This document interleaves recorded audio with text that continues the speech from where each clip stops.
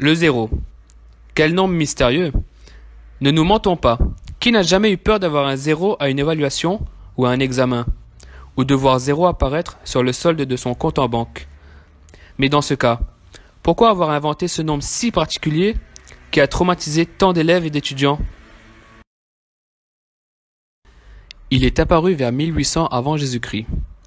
Les Babyloniens, de 5000 ans avant Jésus-Christ jusqu'au début de notre ère, écrivaient les nombres en base 60. Nous utilisons encore la base 60 pour l'heure. Une heure égale 60 minutes, une minute égale 60 secondes. Mais aussi pour les angles. Un angle plat est égal à 180 degrés, ce qui correspond à 3 fois 60 degrés. La numération babylonienne est une numération additive de 1 à 59. Elle est de position au-delà. Selon leur position dans le nombre, les signes désignent soit les unités, soit des groupes de 60 unités, ou encore des groupes de 60 fois 60 unités, etc. Il n'existe pas de virgule, c'est le contexte qui donne l'ordre de grandeur d'un nombre. Ainsi, pour écrire un nombre en écriture babylonienne, il faut le décomposer en une somme de multiples de 60. Il y avait un symbole pour désigner l'absence, pour un rang, dans un nombre. Il s'agit d'un pseudo-zéro qui s'écrit sous la forme d'un double chevron incliné. Il n'a pas le même rôle que le zéro que nous connaissons. En effet, le double chevron incliné n'est pas considéré comme un nombre et il n'était pas utilisé dans les calculs. Partons maintenant du côté des Romains. Les Romains utilisaient 7 symboles pour écrire les nombres.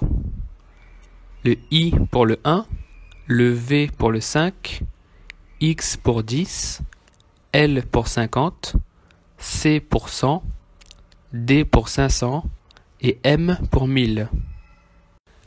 Grâce à ces 7 symboles, les Romains peuvent écrire les nombres en utilisant l'addition ou la soustraction.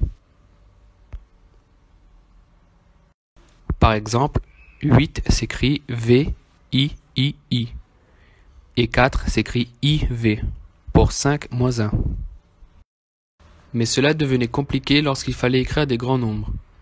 Par exemple, M, M, M, M, D, C, C, C, L, X, X, X, V, I, I, I correspond à 4888. Vers le 5e siècle, un astronome indien, Brahmagupta, est le premier à introduire les règles sur les nombres négatifs par des calculs de pertes et de profits.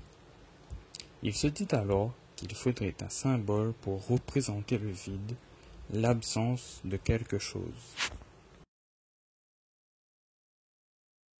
Il invente alors le zéro tel que nous le connaissons. Le zéro est alors utilisé comme un chiffre pour signifier l'absence, mais aussi comme un nombre dans les calculs, ce qui le différencie du double chevron incliné des Babyloniens. Bien sûr, il fallait une définition avec laquelle on puisse faire facilement des opérations. Il pose alors la définition suivante. Le zéro est égal à la différence entre un nombre et lui-même. Donc, 0 égale à 1 moins 1, mais aussi 0 est égal à 2 moins 2, 0 est égal à 3 moins 3, etc. Dans les règles d'arithmétique qu'il établit, les nombres positifs s'attachent à un bien et les nombres négatifs à une dette. 0 soustrait d'une dette est une dette. 0 soustrait d'un bien est un bien. 0 soustrait de 0 est 0. Une dette soustraite de 0 est un bien. Un bien soustrait de 0 est une dette. Le produit de 0 multiplié par une dette ou un bien est 0.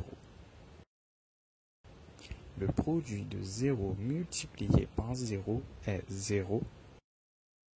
Le produit ou le quotient de deux biens est un bien. Le produit ou le quotient de deux dettes est un bien.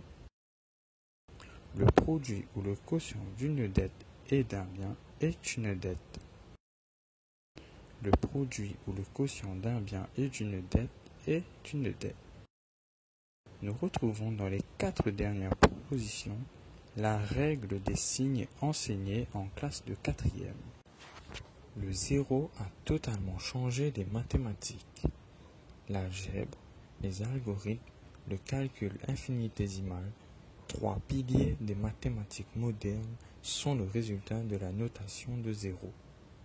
L'Inde, en ajoutant le zéro au système des nombres, libéra le vrai pouvoir des nombres et a permis de faire passer les maths de l'enfance à l'adolescence, ce qui ouvra la porte à bon nombre de découvertes.